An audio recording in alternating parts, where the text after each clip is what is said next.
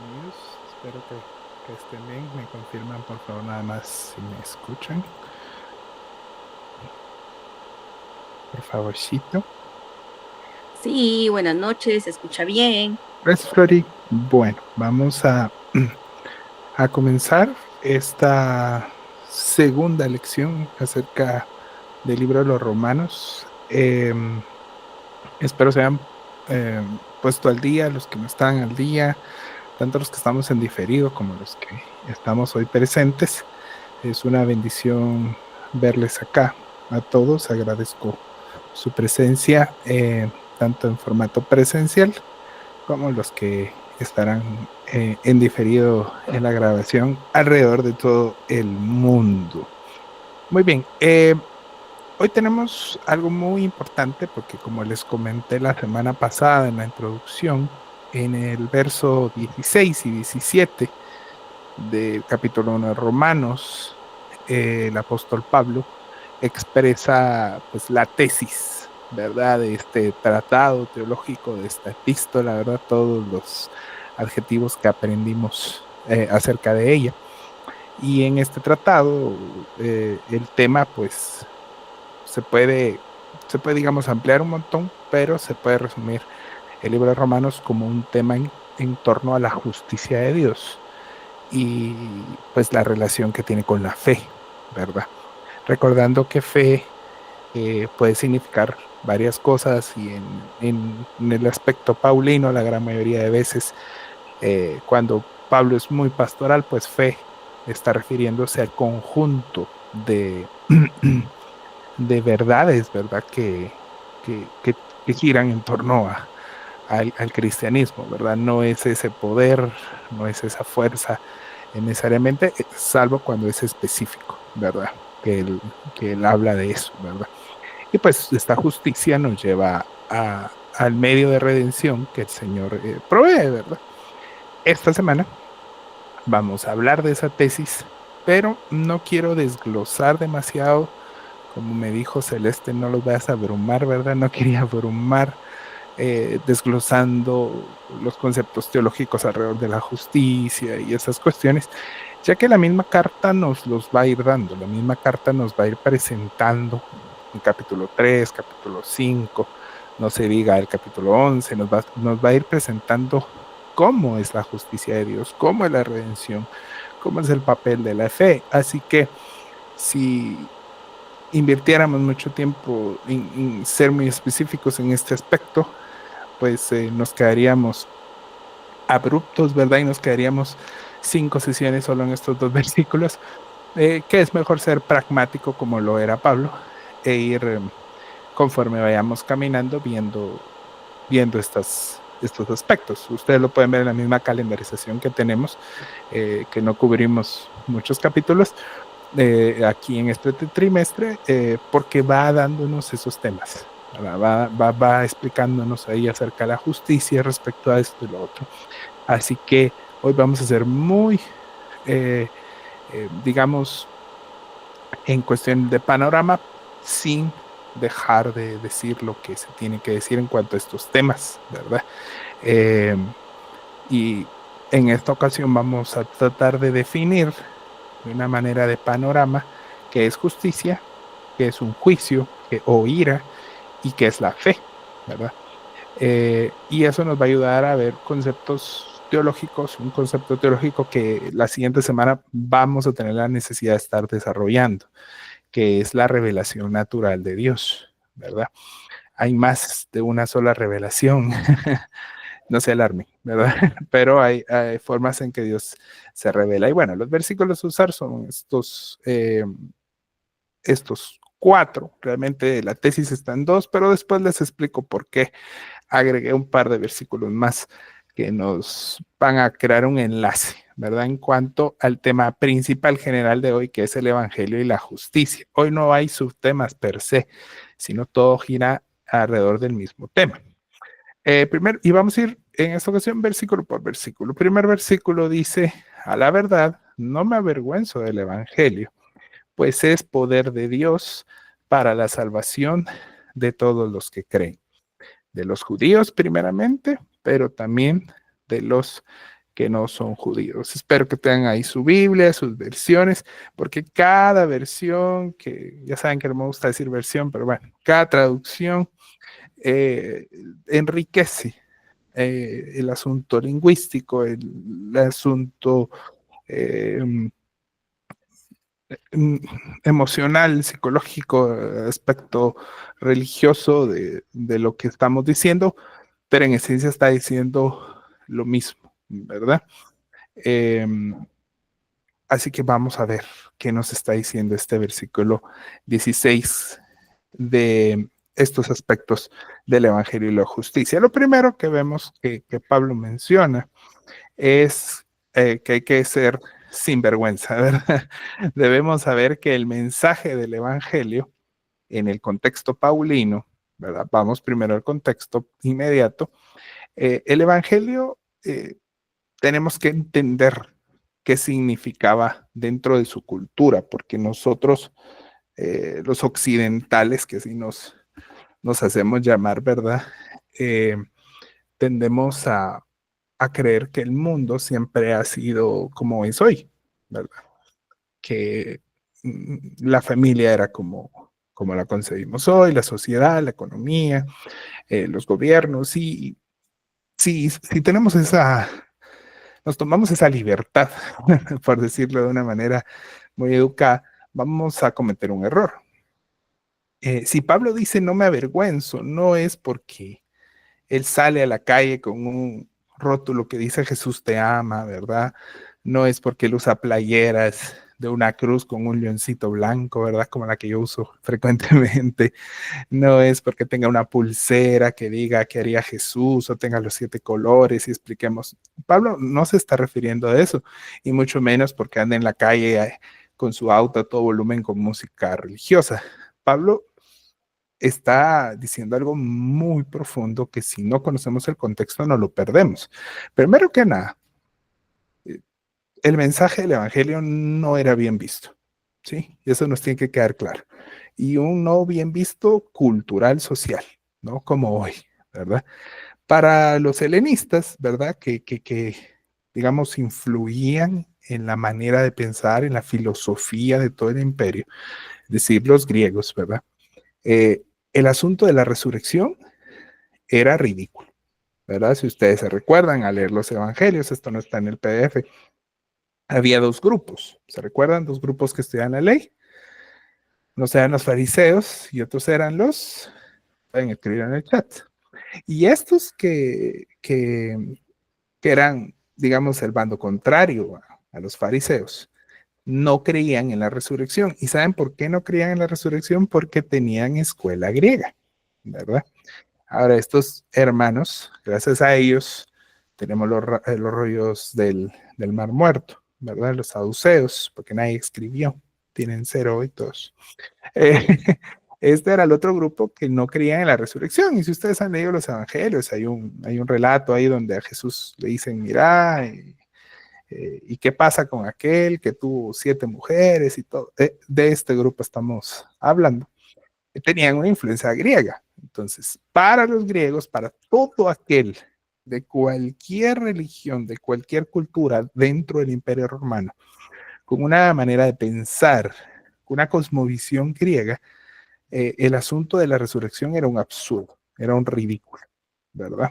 No se concibe un asunto de la resurrección, por referencia a Aristóteles, Platón, y las almas y toda esa cuestión, ellos no lo veían eh, como algo posible, ¿verdad? Y vemos un relato en Hechos, si no estoy mal, que Pablo habla de la resurrección y se empiezan a matar de la risa, porque pues esto está loco, ¿verdad? Lo que está hablando. Todo ese contexto que estoy dando nos coadyuva para entender cuando estemos leyendo la palabra, ¿verdad? No se burlaban de él porque era evangélico y los otros son mundanos, no. Hay un contexto filosófico de la concepción de la existencia helénico detrás, ¿verdad? Fuerte. Ahora, si para los helenistas la resurrección era ridícula, para los judíos eh, el Mesías sufriente, y esto era algo que a los fariseos les chocaba mucho, el asunto de concebir un Mesías que fuera un siervo sufriente, ¿verdad? Ese capítulo de Isaías, ¿verdad? Era algo falso, ¿verdad? El Mesías tenía que ser un victorioso. En la época del Señor Jesús, pues el Mesías era el que iba a liberarlos de los romanos, ¿verdad? Ya ellos con los macabeos se habían liberado a los griegos y ahora el Mesías iba a venir de plano, ¿verdad? Así como nos pasa a nosotros con el fin de los tiempos. Ellos siempre estaban esperando el fin de los tiempos y eso involucraba la llegada del Mesías. Ellos esperaban un Mesías pues que los sacara de los romanos. Así que este Jesús que fue crucificado no podía ser el Mesías. Segundo trasfondo en el cual el evangelio era ridículo, ¿verdad? Para la cultura. Y no digamos, ni menos importante, dentro de la cultura ya latina, ¿verdad? De la cultura romana, un crucificado era una persona maldita, ¿verdad? Era un maldito, ¿verdad? Y la fe que este maldito en la cruz promulgaba, ¿verdad? Salve el asunto académico que estoy diciendo, no me van a hacer un clip aquí que me excomulguen, ¿verdad? O sea, eso pensaba el romano. Aparte de todo eso, este crucificado, este sufriente, llamaba al ateísmo, ¿verdad? Culturalmente, los cristianos eran considerados ateos, ¿verdad?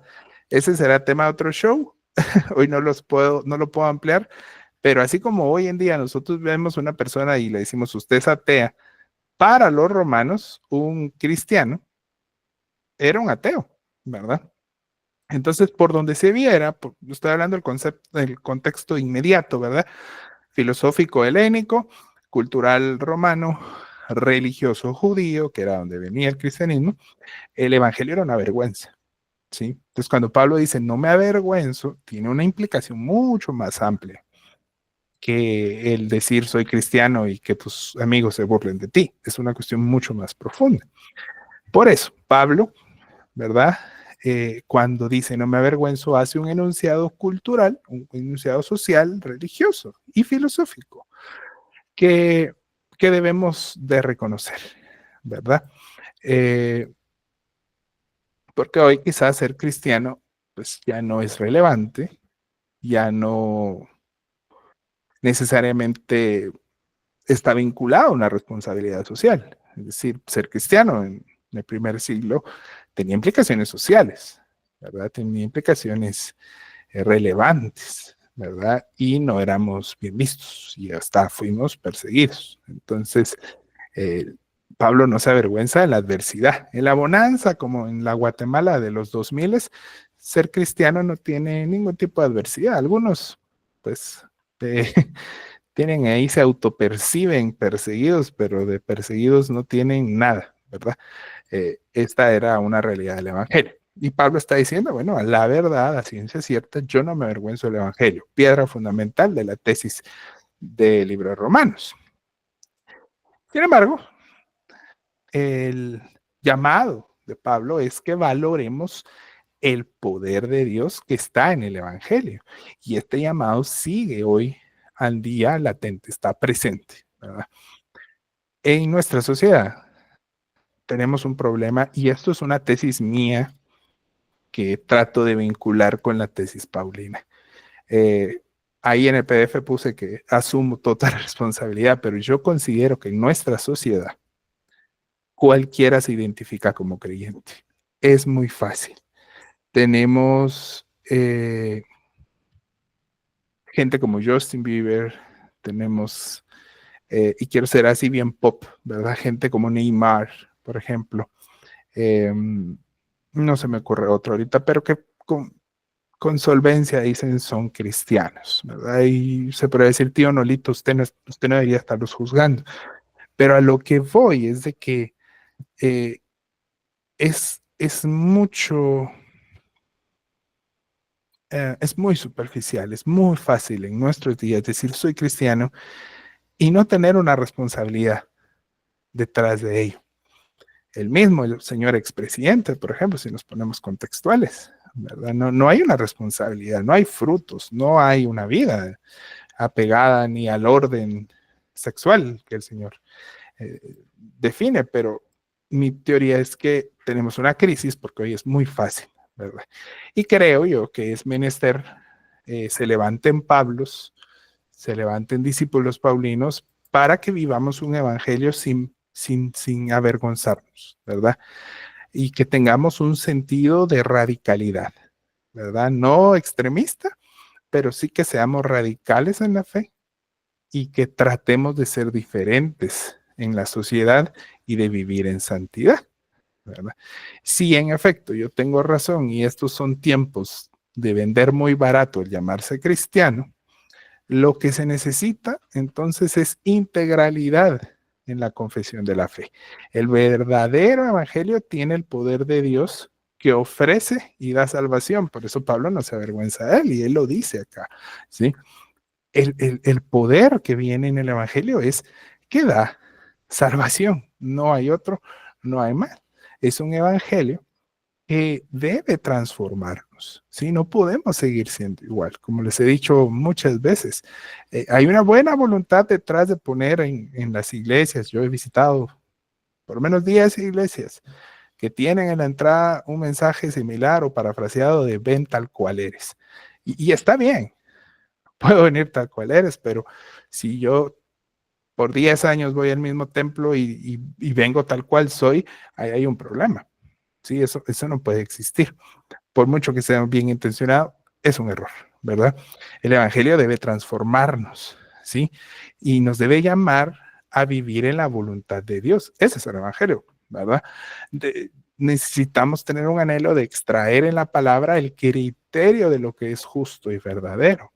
No lo que un pastor diga, no lo que yo sienta, ¿verdad? En el siglo XXI, ese es un problema, ¿verdad? No es lo que yo sienta, es lo que la palabra dice que es justo y verdadero.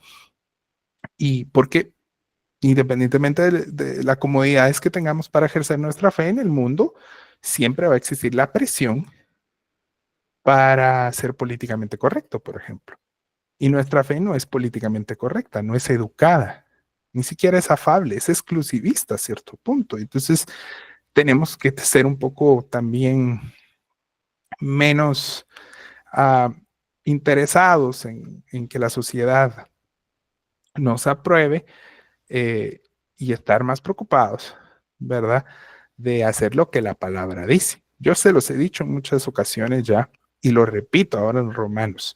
Es mejor pasarnos de legalistas que de liberales, ¿sí? Cada vez que consideramos cuál es la voluntad de Dios para la vida de nosotros, es mejor decir, tal vez no sea pecado, pero a mí no me da paz y me voy a pasar de legalista y no lo voy a hacer porque no me da paz y afecta. A decir, nada es malo, viva la flor y todo me es lícito y nada, ¿verdad? Y como se usan los versículos, ¿verdad? Entonces creo que este avergonzarse es piedra fundamental, ¿verdad? No avergonzarse, perdón, es piedra fundamental de la tesis de lo que Pablo nos está enseñando. Y es importante que lo retomemos, que lo vivamos. Una vez nos acercamos a Romanos y ¿saben por qué? Porque Romanos es un libro que nos va a incomodar, ¿sí? Romanos nos va a incomodar, porque es un libro que habla de, por ejemplo, cosas como la justicia y la ira de Dios, ¿verdad? Que es algo que no nos gusta, ¿verdad? Ahora, el Evangelio, dice Pablo, es poder y salvación. El poder del Evangelio se entiende de la palabra dinamis, que en su correcta traducción es eso, dinamis, de dinámica, no dunamis, de poder, ¿verdad? Acá los pentecostales que están acá muchas veces consideran que poder es solo dunamis. Y hay que ir al griego, hay que entender que también está el dinamis. Ahora, cuando Pablo dice el evangelio es poder, se está refiriendo al dinamis, ¿sí? Y eso significa un poder dinámico, y dicen muchos comentaristas, un poder constante, ¿sí? No es un dunamis que es explosivo y temporal, ¿verdad? Y que pum, y ya, o como se quiso hacer hace unos años con esta cuestión de llamar avivamiento a lo que no es un avivamiento, ¿verdad? Necesitamos avivamientos, No, necesitamos el poder del Evangelio dinámico, que esté constantemente trabajando, ¿sí? Es como una fuente de energía ilimitada, ¿verdad? Como lo que hizo Iron Man o como lo que quiso hacer Tesla. El poder que ofrece el Evangelio es de principio a fin, ¿sí? Es un poder constante que se mantiene. Son solo efímeras experiencias, sino es un poder que procede de Dios mismo. Y esto es algo que tenemos que entender. Como el poder del Evangelio procede de Dios, va a depender de Él. No es moralista, no es si me porto bien o si me porto mal, sino es un poder que depende solo de Dios, no de los actos humanos. El Evangelio, por tanto, es poder y salvación de Dios para la humanidad caída, ¿sí? Y ahí sí aplica. No importa cómo seamos. Entonces, la humanidad caída tiene un poder para ser salvo, pero que es dado por Dios. Su palabra, por eso es tan importante, pues ahí Dios ha revelado su plan para alcanzar y salvar a los que así predestinó. A los que estuvieron en Efesios, esto no les causa ningún problema, ¿verdad? Pero lo que Dios hace a estos que predestinó es revelarla de manera progresiva el camino hasta la cruz y la resurrección, que nos llevaría a conocer el poder del Evangelio. Nosotros estamos predestinados y hemos sido escogidos por Dios para tener el privilegio de haber escuchado el Evangelio, ya revelado, ¿verdad? Ya no es revelación progresiva, ya se cerró con 3 candados, dirían los hermanos, y ya está consolidada el poder del Evangelio. Y nos llegó y fuimos seleccionados por Dios para vivir en esta época, en este país, en este momento, en este lugar, para poder escuchar su Evangelio, ¿sí? Y esto ya lo vimos en Efesios, ¿verdad? Eh, y también en Efesios vimos esto último, a lo cual no le voy a dedicar ningún tiempo, ¿verdad? Que algunos pueden sacar ahí sus teorías de 2 pueblos y esas cuestiones. Pero nosotros ya lo vimos que cuando se habla de la primacía de los judíos, eh, se habla de que ellos fueron primeros en orden cronológico. No es que sean más importantes, no es que sean superiores, no es que hay un plan para ellos, ¿sí? Es una cuestión cronológica, ¿verdad? Recuérdense. Dios tiene un pueblo, no tiene 2. ¿Cuántos tiene? 1, ¿verdad? Así que al final, en la historia de Israel, el Antiguo Testamento, todo tenía el propósito dentro de la revelación progresiva de ofrecer un medio para dar a conocer el poder para salvación a todos los que creen, a los que se circunciden, no, a los que nazcan en Judea, no, a los que creen y respondan con fe, ¿sí? Sin importar nuestro origen, nuestra etnia. Ese es el poder del Evangelio. Que antes que había que cumplir una ley, que había que hacer un montón de cosas, el poder del Evangelio vino a derribar todo eso y ofrecernos salvación únicamente por fe, ¿sí? Y por fidelidad. Esta fidelidad, esta fe, no es nuestra como primer paso, sino es un acto directo de Dios. Avancemos entonces. Ay, no avanzó nunca la imagen, no me cuenta. Avancemos al segundo versículo. El segundo versículo es el 17 y dice de la manera siguiente. De hecho, en el Evangelio se revela la justicia que proviene de Dios, la cual es por fe de principio a fin. Si ustedes tienen alguna valera, dice por fe y para fe, ¿verdad? Y vamos a hablar de ese concepto, de cómo se traduce esa frase. Tal como está escrito, el justo vivirá por la fe, ¿verdad? Pasaje más que conocido que, como decíamos la semana pasada, fue el que motivó a Lutero a iniciar un cambio en la reforma. Entonces, acá viene en el verso 17, que viene enlazado perfectamente con el 16, eh, el asunto a tratar, que es la justicia de Dios.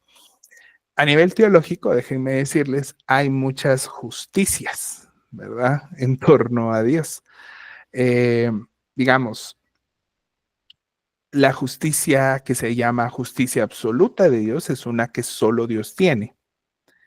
Le pertenece solo a Dios porque Él es el único que es infinitamente y perfectamente justo, ¿verdad? Ninguno de nosotros es justo absolutamente, ¿verdad? Espero que nadie se considere así.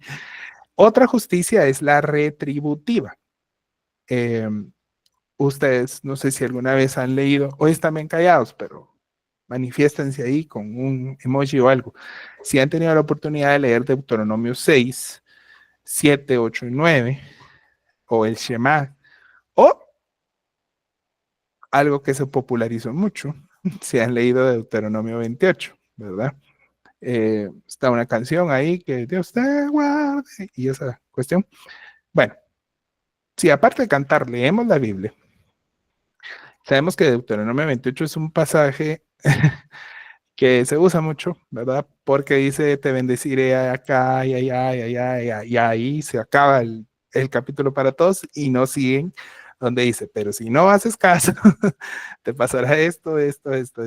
Y que esa es la justicia retributiva. Es decir, usted recibirá, perdón, recibirá una pena o una recompensa según lo que usted hace. Eso es justicia retributiva. La justicia imputada es aquella que se nos es dada por la justificación a través de los méritos de Cristo, ¿verdad? Es eso que pasa cuando recibimos al Señor, ¿verdad? Somos justificados por Cristo. Se nos imputa una justicia que no nos pertenece, ¿verdad? El único que tiene esa justicia es Jesucristo, pero se nos da a nosotros y se acabó el problema y hemos sido justificados. Ahora, todos estos conceptos de justicia que se manejan a nivel teológico, lo que hacen es revelar la justicia verdadera, que no es otra y no es más que la justicia bíblica, ¿verdad? Y hago hincapié en lo verdadero, permítame un segundo.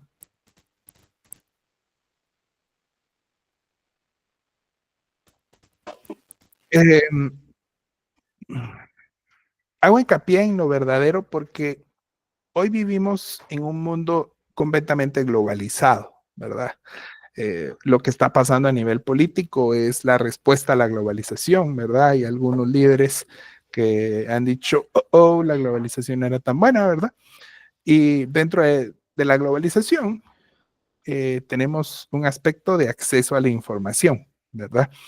Y un acceso a la información inmediato, memoria, inmediato. Y en este acceso a la información, con la influencia de todas las culturas que hoy podemos interrelacionarnos, se ha formado un criterio de justicia que no es el criterio de justicia divino. Y los cristianos corremos el peligro de no darnos cuenta de eso y creer en la justicia que el mundo dice como que fuera la justicia divina, ¿verdad? Así pues, la justicia que el mundo pregona a nivel cultural, social, a nivel ético y moral, es realmente una perversión de lo que Dios ve como justo. Y tenemos que tener cuidado. Si del mundo no puede venir nada bueno, a veces puede verse bueno, pero está pervertido. La única verdad está en la palabra, está en el Señor. El creyente debe de analizar su corazón. Todos debemos analizar nuestros corazones y preguntarnos, ¿es Dios el que me dicta lo que es justo?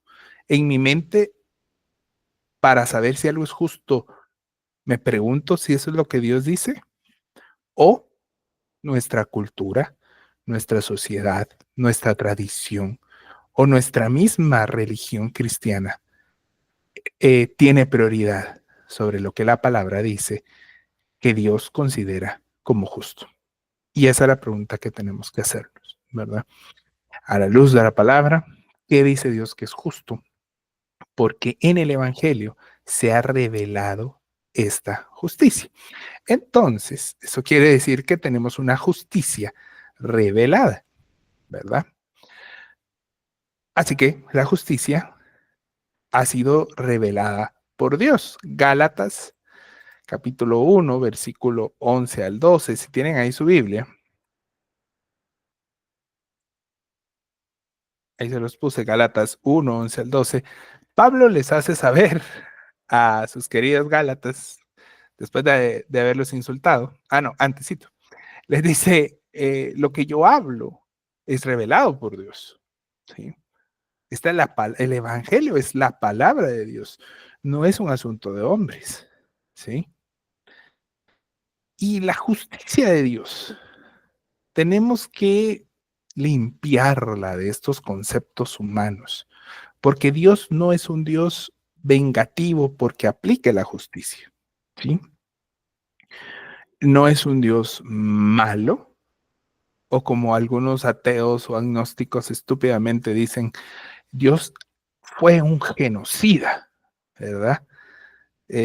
¿Han oído ustedes eso, verdad? De algunos amigos o reels, ¿verdad? De ateos que se creen inteligentes porque leen un par de libros eh, y dicen, el Dios del Antiguo Testamento, Vax y Daniel, peor nosotros en nuestro rubro, vato.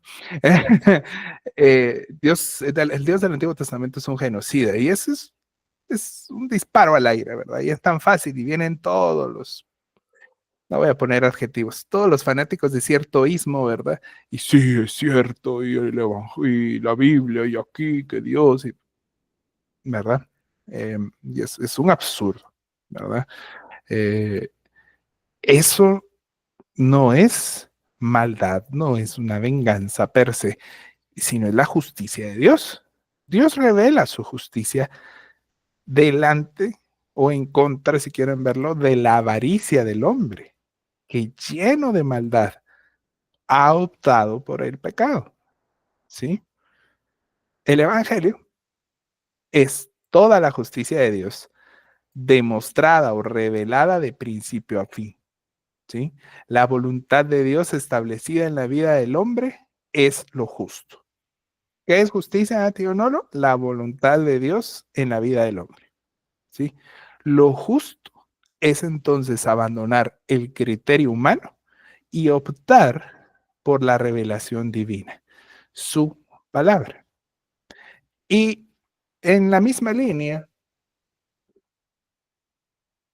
porque son casi siempre los mismos, no es que esté siendo reduccionista, pero son siempre los mismos, los que votaron por el gobierno que tenemos hoy, los que tapan las calles, todas estas personas que abogan por la justicia social y por la equidad, ¿verdad?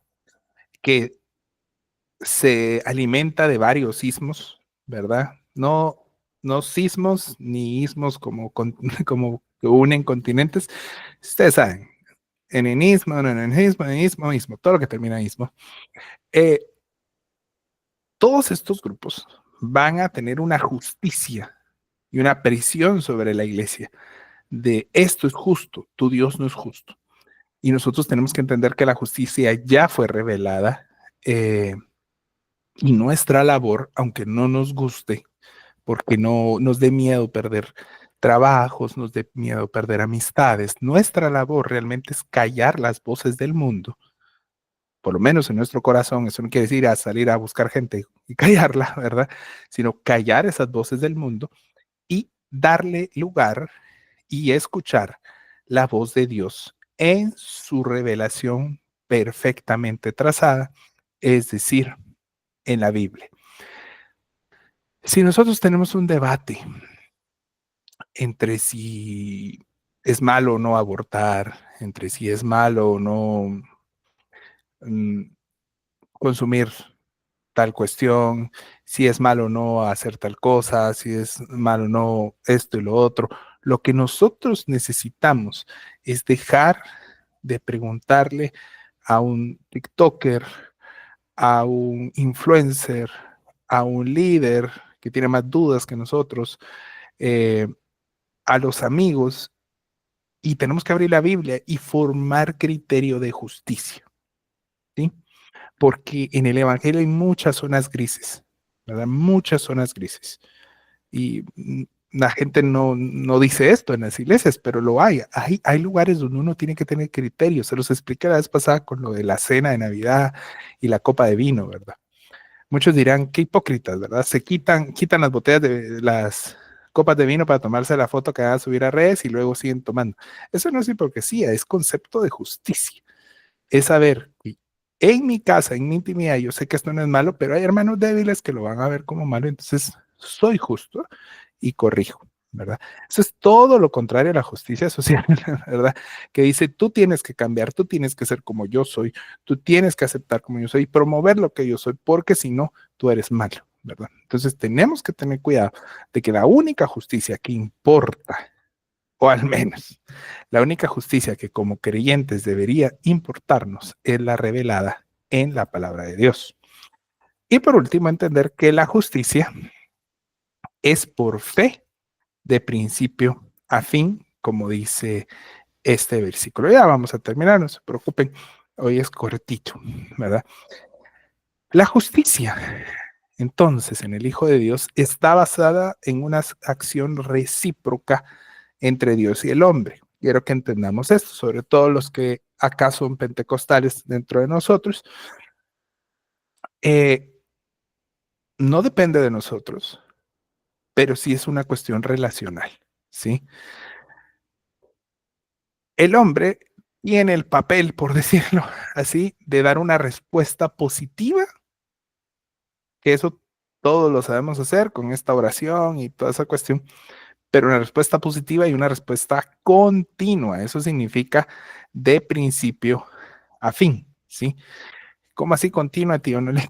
Bueno, el ser creado has, debe de hacer esto hacia el carácter de Dios, ¿verdad? Hacia la obra de Cristo y a la capacitación del Espíritu Santo. ¿Qué quiere decir esto? Es yo estoy constantemente tratando de replicar el carácter de Dios, la obra de Cristo y siendo capacitado por el Espíritu Santo. Eso es realmente lo que significa la justificación por fe, ¿sí? Responder a aquel que nos buscó primero, a aquel que nos amó primero, asertivamente, pero no para unirse a un club como quien se une al gimnasio, paga en enero los 12 meses y nunca va. Eso no es ser cristiano, eso no es ser justificado, ¿sí? A nosotros lo que nos corresponde es creer, no por obras, no por ritos, no es nada. Lo que nos corresponde es creer. El que realmente cree va a dejar que la fe sea de principio a fin en su vida. No es la fe de mover montañas, es la verdad de nuestra religión. Ser justos entonces requiere no solo recibir a Cristo, ¿verdad? También requiere creer en el Evangelio y esto va a implicar o implica, y eso es algo que no le decimos a la gente, porque a veces las iglesias con sus sistemas de evangelización presionan tanto a la gente por números, ¿verdad? Le decimos a la gente, cree, hombre, Jesús es buena onda, ya viste cómo es de chilero. Y ahí lo dejamos. Pero el verdadero evangelio, la fe, implica que rindamos la voluntad individual a la instrucción divina, ¿sí? Es que yo sé de esto, yo sé de lo otro, es que yo pienso, es que yo trabajo de esto y otra. Todo eso se rinde y como dice Pablo en otra carta, lo tengo por basura y me someto a vivir una vida bajo la instrucción divina y una vida que agrade a Dios, no para ganarme mi salvación, sino en respuesta, ¿verdad? No es para ganarlo, sino como obediencia a Dios. Juan, que no hemos visto teología juanina, pero ya se viene, que es el siguiente libro, eh, Juan dice, el que ama a Dios, le obedece, no hay más, ¿sí? No es llevarle serenatas, no es estar en una cita con el Espíritu Santo, como un reel que compartimos hace unas semanas. No es nada de eso, es obedecer a Dios, ¿sí? Amar a Dios es obedecerle, punto y final. No hay otra cosa, ¿sí? Y eso es lo que significa cuando dice que eh, la fe de principio a fin, la fe se vive de principio a fin. Es de la fe que sostiene, es de la fe que va a hacer vivir al justo, ¿verdad? Ni siquiera voy a hablar de esa cita, ¿verdad? Que hace porque luego se amplía, pero la fe verdadera, ¿recuerdan? Y vamos a definir justicia, fe, ¿verdad? Y también juicio. Eh, esa fe verdadera es de principio a fin, ¿sí? como ya lo dije antes, me auto-spoileé. No es solo aceptar a Cristo y luego vivir una vida que sea incongruente, es decir, no vaya eh, subiendo, ¿verdad? Ni una vida incoherente, es decir, que no tenga coherencia con el Evangelio, ¿sí? No es aceptar a Cristo y ya, ¿sí? No es levantar una mano, llorar, pasar a un altar y ya. Es una decisión de transformación progresiva de la vida. Eso es el Evangelio, no es ser perfectos de la noche a la mañana, es estar en un constante estado de perfeccionamiento. No es lo mismo ni es igual. Y podrá sonar muy radical y hasta impolíticamente correcto si quieren verlo, pero por ello debemos nosotros, sin miedo, denunciar el falso evangelio, donde sea que esté, cualquier cosa que nosotros digamos, eso no está en la palabra. Miren, aunque caigamos mal, ustedes, y para caer mal, yo tengo doctorado. Yo sé que la gente lee las cosas que digo, perdón, ve las cosas que digo o lee lo que escribo, pero ni un like, porque es incómodo, pero ese es el llamado que Dios me dio a ser impopular, lamentablemente. No es nada agradable, pero hay que denunciar las cosas que se han metido en el evangelio, que son falso evangelio, no a las personas, no a las iglesias y ponerse a pelear y hacer memes y eso. Esa es una forma primitiva, digamos, de denuncia al falso evangelio. Pero sí en las cosas que hacemos, en las cosas que decimos, cuando realmente no estamos siendo iglesia y debemos corregir y debemos ver cuál es la realidad del mundo y cuál es la realidad del evangelio y qué es lo justo delante de Dios. Debemos, y espero que a la luz de Romanos se despierta en nosotros un espíritu de denunciar lo que es falso, ¿sí?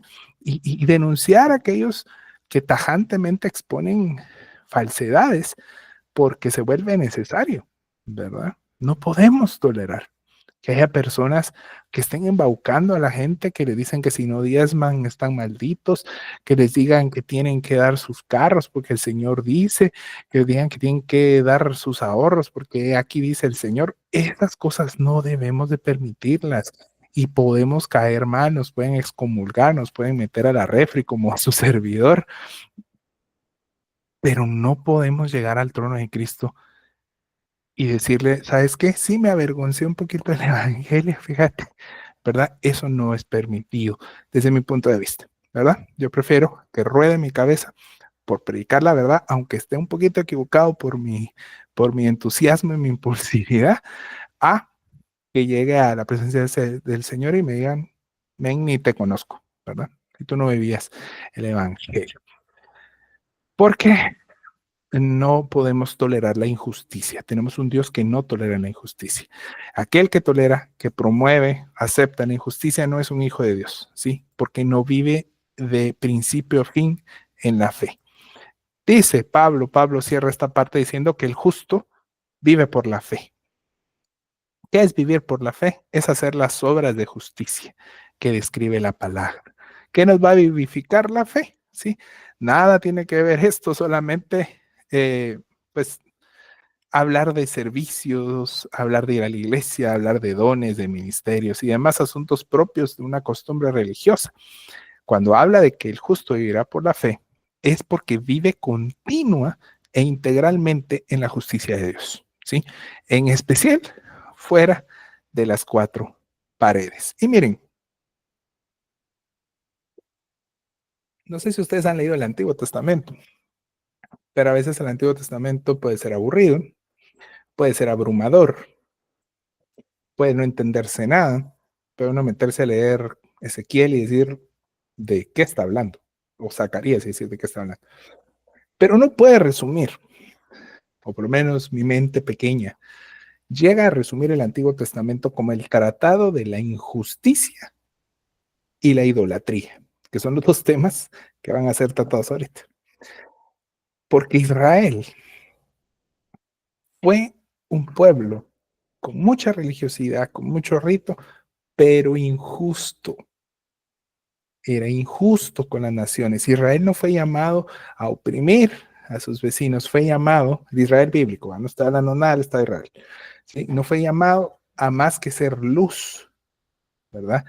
A atraer al extranjero, al Dios verdadero, y nunca cumplió esa función.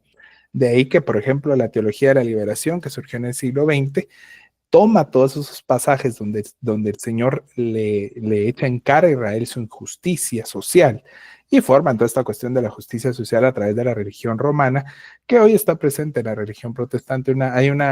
Yo platicaba con unos amigos de teólogos y les decía, yo creo que hay una teología de liberación evangélica metida ahí que no nos damos cuenta, ¿verdad? Sobre todo en los jóvenes, ¿verdad? Y esta cuestión de las obras sociales y toda esta cuestión que se quiere ver como el verdadero evangelio, y es una parte, no es todo el evangelio. Así que el vivir por la fe no es estar haciendo obras de bien y ser buena persona, sino es vivir en obediencia a lo que el Señor dice, siendo transformados. Por eso es que el justo por la fe vivirá, porque va a ser sostenido y transformado a través de la fe. Y bueno, como último punto, vemos estos dos versículos. Vamos a adelantar, vamos a leerlos y después les digo.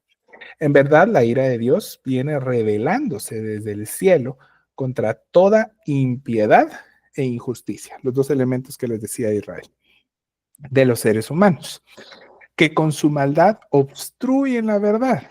Es todo lo que hizo Israel. Me explico. Lo que se puede conocer acerca de Dios es evidente para ellos, pues él mismo se los ha revelado. Hablemos de eso que no se quiere hablar en ningún lado, que es la ira de Dios. ¿Qué es la ira de Dios? Bueno, la verdad es que podríamos pasar horas. Los documentos que consulté tenían por lo menos 10 páginas. 3 de los documentos tenían cada uno 10 páginas hablando de la ira de Dios, explicándola en el Antiguo Testamento, el Nuevo Testamento, etc. Pero yo lo resumí en 2 párrafos, ¿verdad? Hay 2 términos que se utilizan, que es furor e ira, ¿verdad? Furor e ira son usados como sinónimos en el griego, es decir, en el Nuevo Testamento, y en el Antiguo Testamento sí había cierta diferencia. Furor es la acción, ira es el pensamiento de enojo o de rechazo, ¿verdad? ¿Se les quedó? ¿Verdad? Pero ya en el griego, ¿verdad? Con Septuaginta y con todas esas cuestiones, se usaban como sinónimo, lamentablemente fue así. Y esto describía una acción y un sentimiento, como les dije, ¿verdad? De aquello a lo que Dios le generaba oposición. En el Antiguo Testamento, con el pecado y la injusticia de Israel, vemos a la ira de Dios al castigarles con el exilio babilónico, ¿verdad? Por ejemplo, ¿verdad? De la misma forma, en el Nuevo Testamento vemos la consecuencia del pecado humano y la subsecuente ira de Dios por este pecado, en especial en el Antiguo Testamento. ¿Verdad? En el Antiguo Testamento vemos en el Apocalipsis, en el Apocalipsis, vemos todos estos juicios en el Apocalipsis, ¿verdad? De juicio y todo, y que tienen su vínculo con Zacarías, con Daniel, que son apocalípticas, ¿verdad? Y todos están entrelazados. Dios, por ende, tiene ira, tiene furor, tiene aborrecimiento a la injusticia, a la rebeldía, a la idolatría y al pecado en general. ¿Sí? Vaya usted a un púlpito a predicar eso hoy y la gente va a decir, ay, tan bravo, ¿verdad? Qué fea la predica, ¿verdad? Ay, no me gustó. Eso no quiere decir que hay personas como el de la Cota, ¿verdad? Que se hizo famoso, que gritan y insultan y hacen cosas sin sentido, pero la ira de Dios ante la injusticia, la rebeldía, la idolatría y el pecado son ciertas, ¿sí? Por lo tanto, su ira castiga y juzga con total solvencia. Dios no es impulsivo y vengativo, como dicen los de la comunidad LGTBQ acerca de Sodoma y Gomorra. Es que Dios ahí perdió los estribos, dicen, y yo los oí de primera mano, ¿verdad? Que dicen eso. Porque la Biblia y Salmos nos enseña que Él es paciente, ¿sí? No desata su ira solo así como nosotros, ¿verdad? No es impulsivo. ¿Qué dice Salmo 103, versículo 8? Compasivo y clemente es el Señor, lento para la ira y grande en misericordia. Todos no sabemos casi que solo esa partecita de ese versículo de memoria. Ahora, la ira de Dios no funciona de una manera impulsiva, sino que la ira es simplemente el castigo bien merecido sobre el pecado, ¿sí?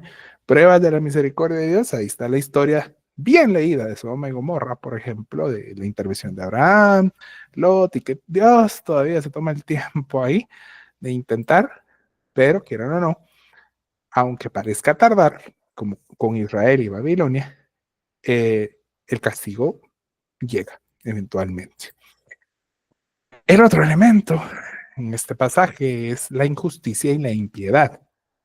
Debemos tener cuidado con el pensamiento que pregonda en el mundo de que un Dios que juzga es un Dios mezquino, ¿verdad? Como platicaba acá nuestro querido Danielito, ¿verdad? Lo que piensa la gente es que el Dios del Antiguo Testamento, que sí juzgó, fue mezquino.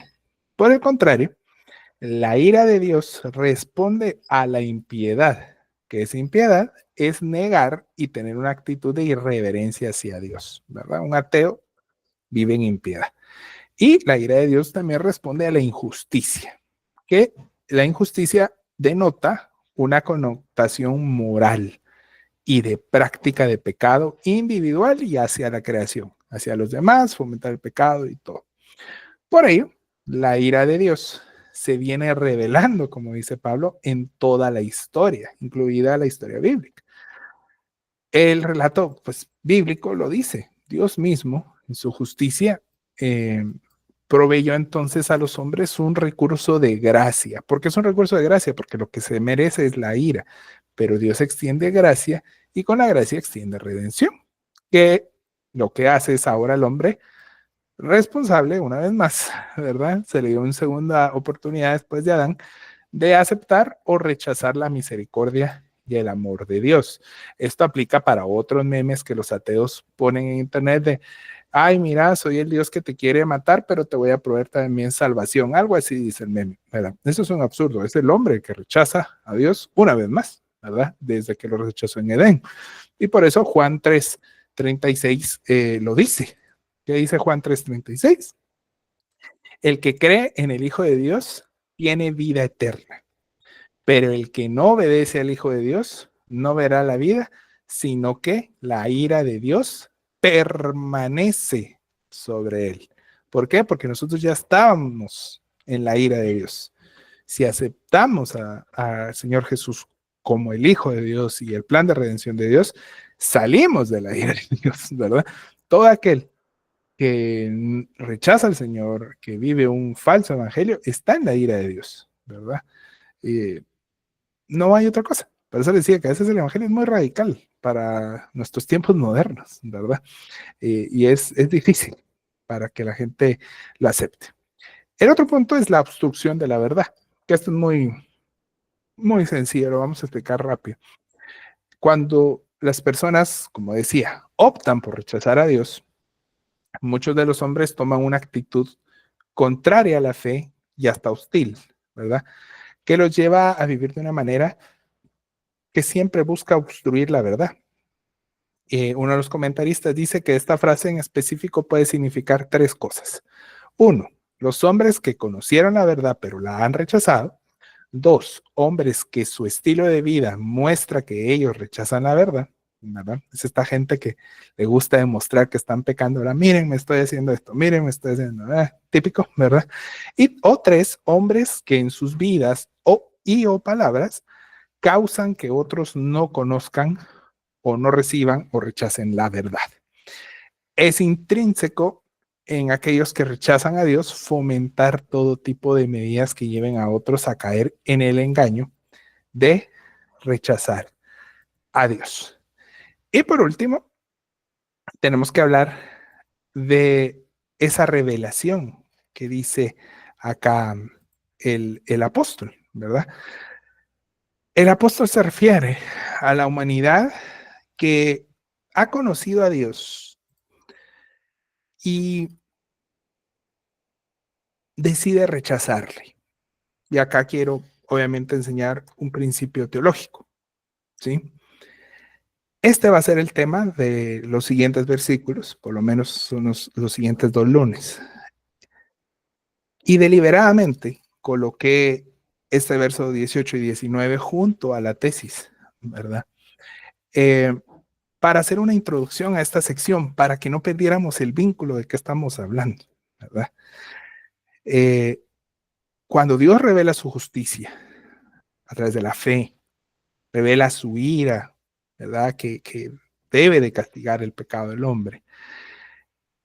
El apóstol Pablo nos enseña que lo que hoy en teología conocemos como las dos revelaciones de Dios. La primera es la revelación natural. Si apuntan, pueden apuntar esto. 2 minutos y terminamos. La revelación natural de Dios es un concepto que se refiere a aquellas claras evidencias en la creación o en lo creado de la existencia de un diseñador, de un ser inteligente, ¿sí? Es eso que David dice, los cielos cuentan la gloria, ¿verdad? Es cuando alguien logra escalar un monte alto y dice, puchis, esto tuvo que haberlo hecho alguien. Es eso que motivó a los astronautas al subir y ver la Tierra a recitar un salmo, ¿verdad? Es esas cuestiones que uno dice, acá tiene que haber diseño divino, ¿verdad? ¿Cómo funciona esto? Ustedes, algunos son padres, algunos no, pero cuando uno tiene un bebé en sus manos, y yo vivo una experiencia muy linda porque tengo un hijo de 10 años y una bebé de 5 meses. Y uno va diciendo, puchica, esta cosita, ¿cómo puede ser posible que uno no crea que tiene un diseño, que tiene una función? Y luego mira uno al de 10 años y dice, puchica, ¿cómo se desarrolla? ¿Cómo todo va formándose? ¿Cómo toman rasgos de mamá y de papá? Todas esas cuestiones, tener hijos, y por eso es que el mundo aborrece tener hijos. Tener hijos es una de las cosas que a mí me parece parte de la revelación natural de Dios, porque uno pierde todos esos pensamientos egocéntricos, avaros, pero también puede ver lo maravilloso de una naricita de este tamaño que, que permita respirar un bebé, un ser débil en las manos de una gran cosota como soy yo, ¿verdad? O de otros papás que pueden cuidar y dar cobijo. Esa es la revelación natural de Dios. Y no digamos, como los grandes científicos de la historia humana, no digamos Newton, que es el mayor de los científicos de la historia, que jamás perdieron su fe a causa de la revelación natural. Porque tienen que admitir, mira, esto es demasiado perfecto. Uno de los astrónomos más famosos hoy ha estado empezando a dar indicios de abandonar el ateísmo porque cuanto más investiga, cuanto más ve, se maravilla de la creación. Eso, mis amados, es la revelación natural de Dios. Y Dios va a tratar, por ejemplo, cuando les preguntan, ¿y qué de los mayas? Bueno, a los mayas tenían la revelación natural de Dios. Y la segunda es la revelación especial de Dios, que tiene un par de divisiones, pero dejémoslo ahí, ¿verdad? Esa revelación especial es la palabra, es la Biblia. Es decir, aquello de lo que Pablo no se avergüenza, el Evangelio y su poder. El hombre, al menos, ha conocido la primera revelación por pura experiencia de vida. A eso se refiere el versículo 18 y 19.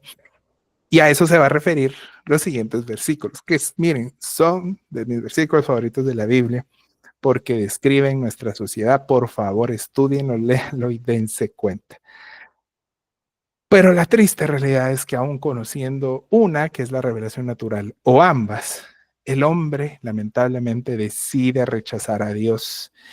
Y este es el tema que la carta va a desarrollar a continuación y que vamos a ver a partir de la siguiente semana. Y es un tema súper contra interesante, porque nos va a mostrar a nosotros como creyentes que Dios no es malo, sino que es justo.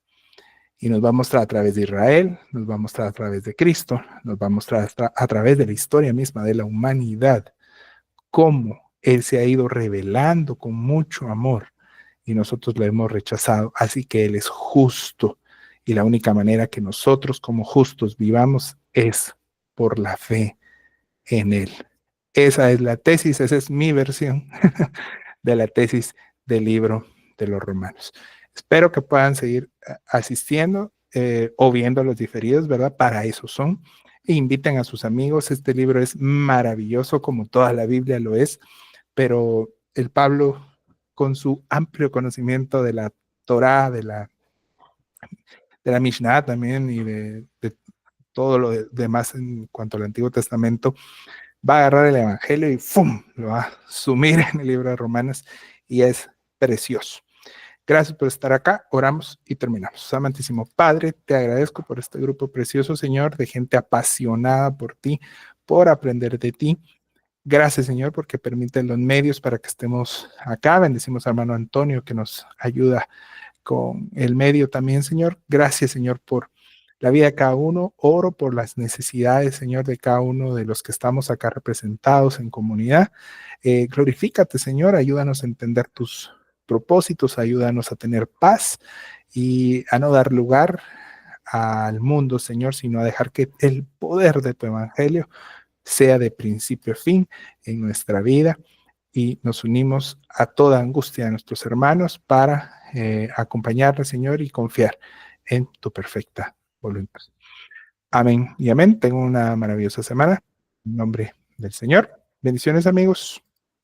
Gracias, feliz noche.